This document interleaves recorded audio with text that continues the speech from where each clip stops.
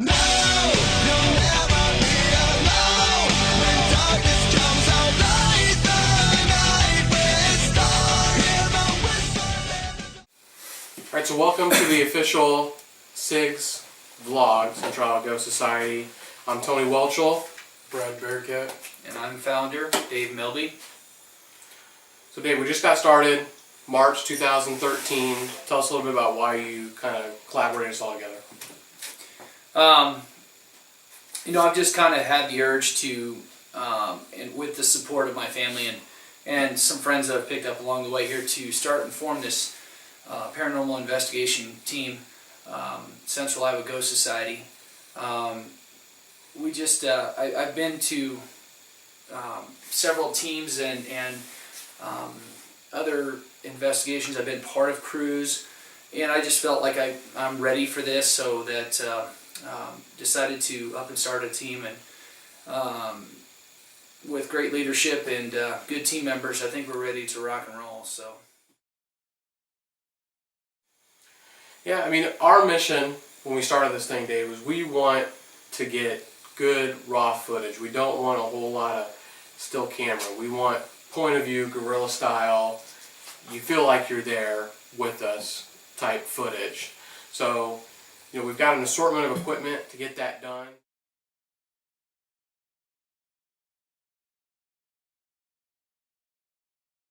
Alright, Dave, so when we started this thing back in March, our mission from the get-go was we wanted to give like guerrilla action footage. We wanted to give really good evidence.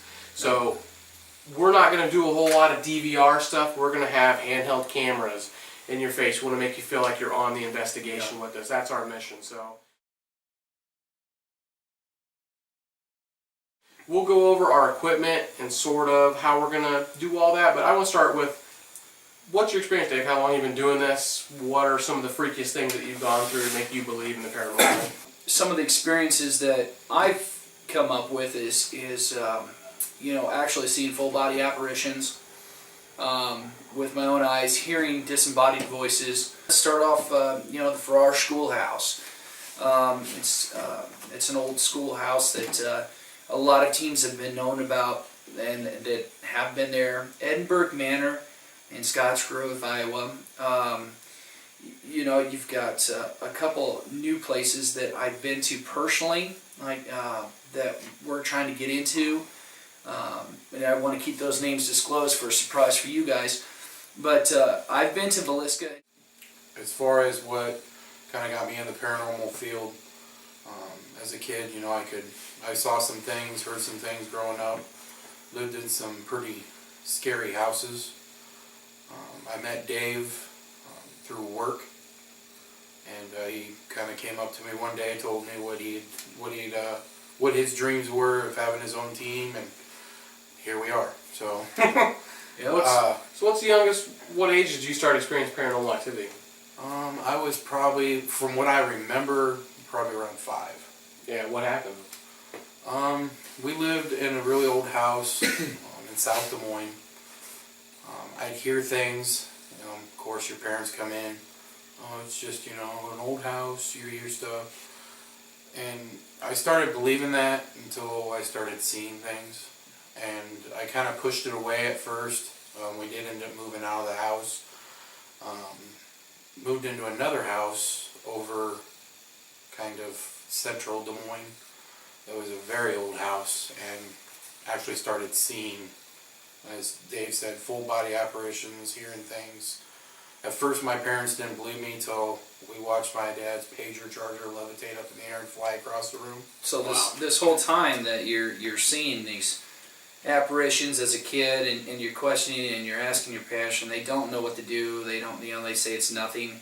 That interest still brings forward, as far as you've grown into wanting to know why you saw what you saw. Yeah. And I mean, it's kind of a rush, and it's exciting too. When you've had things happen to you, you tend to believe it. So I mean, when I was a kid seeing the stuff, my parents, of course, seeing it, believed it. And then when you get older, you start wanting to kind of communicate with it, whatnot. Right. Want to talk to them, figure out what's going on, maybe. For you guys, this has sort of been a lifelong thing. I mean, you guys have had experiences since you were kids. This is coming to like a culmination. You got your own group now. We're gonna try to communicate with what you guys have been dealing with over life. Like, I'm the complete opposite. You can call me a bandwagoner. I watch TV shows, and that's how I got into the paranormal field. Dave, I work with your wife. She introduced me to you. You know, as a kid, I never had any paranormal experiences, so this is all new to me. I'm chasing it. You know, I want to see what's out there. I like the adrenaline rush factor. So I think that's a huge advantage in this group. There's a big dynamic, not just between us three, but between all of our investigators. Yeah, each investigator has their own experience, or they don't. I mean, they're just have their own draw. There's 2 or 3 people that have never even been on an investigation, and their well, I would say their curiosity, or you know, the passion, the draw, because of our team working together as a group, and telling our experiences. Well, maybe they want to experience that stuff. So it's not just a group of individuals that have a lot of experience. You're seeing fresh rookies out there that have never investigated before. A lot of people might ask too, you know, what's the difference between your group and watching some other group? And I think the biggest difference between us and the other guys is every person on our team brings something different to the team. Whether it be, you know, like Dave with all the different investigations he's been on, I mean, being a good teacher, knowing where to place cameras, I mean, just everything, you know, as far as what needs to be done on an investigation. And then we've got Ashley, who does the historian. Dave's wife, Carly, she does a bunch of the behind-the-scenes work. We got to thank her for that, of course. Tony, he's a great tech guy. Alright, so for our equipment, I know we're all excited because for a crew that hasn't done too many investigations, quite honestly, we're ready to go. We've got a slew of equipment. We've got one handheld, another handheld, this one right here, and all these. All these are going to be going on investigations with us to give you the upfront footage. We've got digital voice recorders. We've got spirit boxes to communicate. We've got wireless cameras, digital still cameras, millimeters, K2 meters. We're ready to go. We're going to get all the evidence that we can. This is something that, as a collaboration with multiple members, we're able to get this together. I'm excited about it. What are your guys' favorite stuff to investigate with, Bear? I like the app on my phone, to be honest with you. You've got a spirit box The app. spirit box apps. Yeah. I can use the either Bluetooth, wireless speaker, or I can hook it up. And it seems to work out really well. We haven't really had anything where it's like, oh, there's no way that it could have said that, because it really is a white noise. Mm-hmm. It doesn't use actual radio frequencies like the spirit box over here that we have. It actually just uses, you turn everything off on the phone, put it in airplane mode so it can't have any interference, and it actually goes through a database in itself and can pull out words. It also can learn words, things like that. And we got good evidence off this. Yep. We went to an investigation all together, private location, no names, but we used this on the top floor of that investigation room, and we sort of had like this treasure hunt experience, this spirit box. It was great. I mean, there was a blue piece of cloth and a book that, I mean, we used the K2 meter to find the book. Yeah. She was actually talking. She was talking. We heard the letter, or the colors on here, and was like, what's going on? We get to a book and open it up, and it has those same, it's got pieces of cloth with those colors. Yeah. And then all of a sudden, okay, what else do you want? Boom. Picture, broken, desk. We find it. Okay, what's your name? Boom, boom, boom. And it was kind of fun to do that treasure hunt. He likes a spirit box.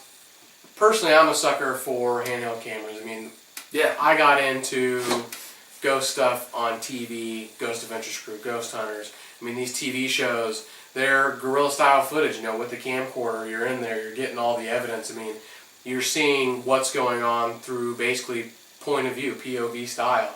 So I really love handheld camcorders. One of the best tools that I like is the SB7 Spirit Box. Gary Galka, all the credit goes to him, he's the inventor.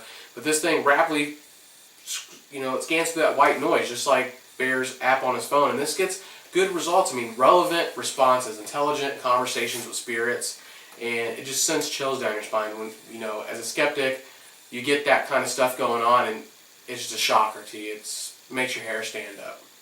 What about you, Dave? I mean, you got more experience than anybody. What's your favorite here?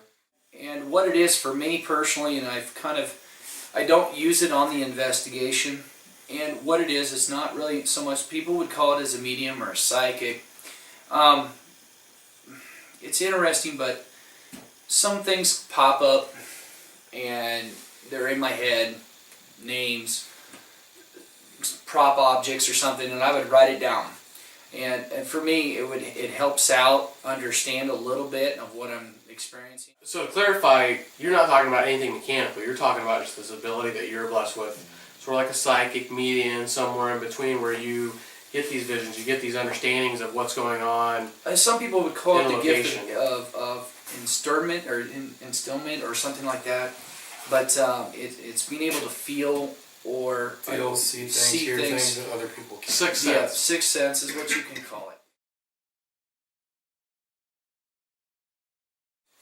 All right, so we want to talk about upcoming investigations. Let's take a quick note. Today's April 6th. We had an investigation scheduled for this night at a personal residence. We had to cancel that investigation. Give us an idea. I mean, what happened, Dave? Why did we make this call? The first thing was that to toss things.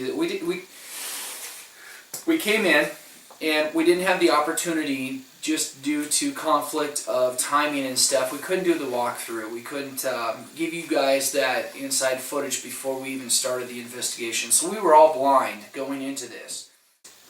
We didn't want anyone to get hurt on certain situations of it. Yeah, we had to pull out. We had to make that tough choice. This is probably one of our first group. It is one of our first group of investigations. I mean, we wanted to start off on a good foot. We were excited. Yep, we were pumped up. We had most of the team here.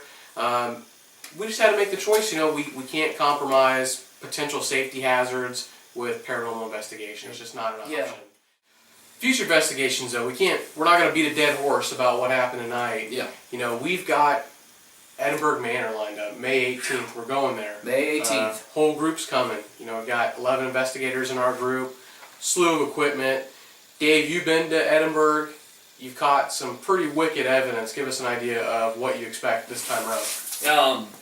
With this other group that I was with, we captured 2 apparitions. We've caught some really nice orbs, and personal experiences I have physically. I saw a door open.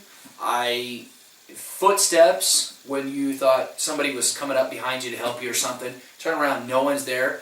Another fellow investigator was running like he was scared and said he had the same experience. We heard a disembodied female voice scream as loud as you can. I mean, everybody heard it inside the building and outside. This place is huge. You'll have to look it up. But we're going to get some research up and we're going to show you some of that. With the toys that we have here, we're going to be able to show you some really neat stuff if they're willing to cooperate. But it is what it is. When you investigate, you never know what's going to happen. After Edinburgh, we've got a few places lined up. Schoolhouses, personal residences, libraries. We've got a whole lot of options on the table and on our slate. We're going through, we're process of elimination. We're going to find the best ones that work for our group dynamic.